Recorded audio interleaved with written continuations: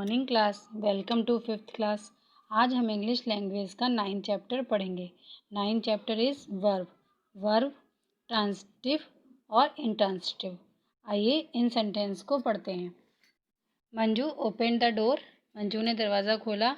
Raju brings water. Raju पानी लाता है। I am reading the book. मैं किताब पढ़ रही हूँ। उपरोक्त सेंटेंसेस में सब्जेक्ट, वर्ब और ऑब्जेक्ट है। क्रिया सब्जेक्ट का कर्म होता है। ये ऑब्जेक्ट को प्रभावित करता है। जब ऑब्जेक्ट से व्हाट या हुम का आंसर पूछा जाता है, सब्जेक्ट का कर्म उत्तर में मिलता है। इसी सब्जेक्ट के कर्म के आधार पर ट्रांसिटिव वर्ब होती हैं। तो इस प्रकार हम कह सकते हैं, a verb is called transitive when it is followed by an object. The action denoted by the verb passes over from the door or subject to the object। एक वर्ब ट्रांसिटिव तब कहलाती है जब क्रिया का प्रभाव ऑब्जेक्ट पर पड़ता है। कर्म क्रिया द्वारा निर्धारित किया जाता है और ये कर्म सब्जेक्ट और ऑब्जेक्ट दोनों से संबंधित होता है तथा इसमें सेंटेंस की मीनिंग को पूरा करने के लिए क्रिया को ऑब्जेक्ट की ज़रूरत होती है। आइए आगे पढ़ते हैं इंट्रांसिटिव वर्ब। पहले इन सेंटेंस को पढ़ते हैं। बर्ड्स फ्लाई, चिड़ियाँ उड़ती हैं। द डॉग बार्क्स, कुत्ते भौंकते हैं। द बेल रैंग, घंटी बजी। क्या इन सेंटेंसेस में ऑब्जेक्ट है? नहीं, कोई भी ऑब्जेक्ट नहीं है। सेंटेंस वर्ब से एंड हो रहे हैं। क्रिया को ऑब्जेक्ट की ज़रूरत नहीं होती है। इन क्रिया को सेंटेंस का मीनिंग पूरा करने के लिए ऑब्जेक्ट की ज़रूरत नहीं होती है, इसलिए ये इंट्रांसिटिव वर्ब कहलाती हैं। तो इस प्रकार हमने क्या जाना? Verbs that do not require object to complete their sense are called intransitive verb. The action does not pass over to an object. The sentence is complete without an object.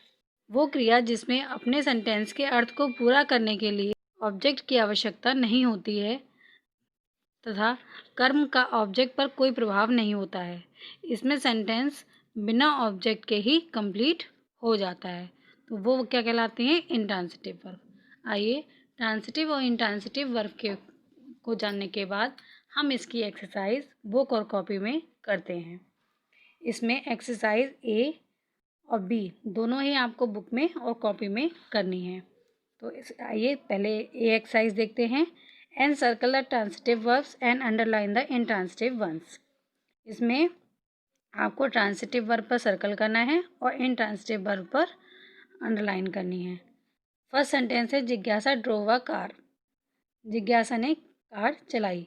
तो इसमें ड्रोव का जो प्रभाव है वो car पर पड़ रहा है, तो यहाँ पर ये ट्रांसिटिव वर्ब हो गई, इसलिए हमने यहाँ पे सर्कल किया है। नेक्स्ट है, Pankaj jumped over a wall. Pankaj दीवार से कूदा। तो दीवार से कूदा है ना, तो इसमें ऑब्जेक्ट पर असर कोई नहीं पड़ रहा है और इसमें ऑब्जेक्ट की ज़रूरत भी नहीं है, तो यहाँ पर हम जम्प्ड पर अंडरलाइन करेंगे। तो इस तरीके से आगे के सेंटेंसेस में जैसे मैंने ये एक्सरसाइज की है वैसे ही ये एक्सरसाइज आपको अपनी बुक में करनी है और कॉपी में करनी है। नेक्स्ट एक्सरसाइज है, read E sentences, right T for transitive verb and I for intransitive verb. इसमें फर्स्ट सेंटेंस है, the girl held her bag tightly.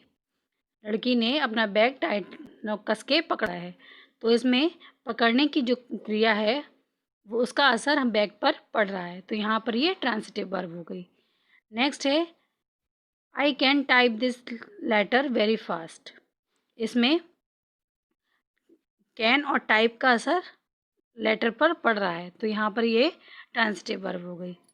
इसी तरीके से मैनी पीपल वर इंजर्ड, कई लोग घायल हो गए, तो यहाँ पर वर्ब भी इंजर्ड भी क्रिया है, इंजर्ड भी क्रिया है और वर्ब भी क्रिया है और ये सेंटेंस कंप्लीट होता है, तो यहाँ ये इंट्रांसिटिव वर्ब हो गई। तो इस तरीके से जैसे मैंने ये एक्सरसाइज किए वैसे ही आपको ये एक्सरसाइज अपनी कॉपी पर और बुक में करनी है। तो इस तरीके से हमारा तो आपको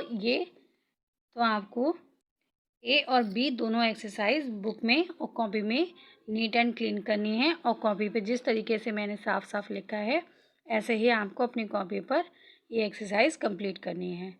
तो इस तरीके से हमारा 9 चैप्टर कंप्लीट होता है।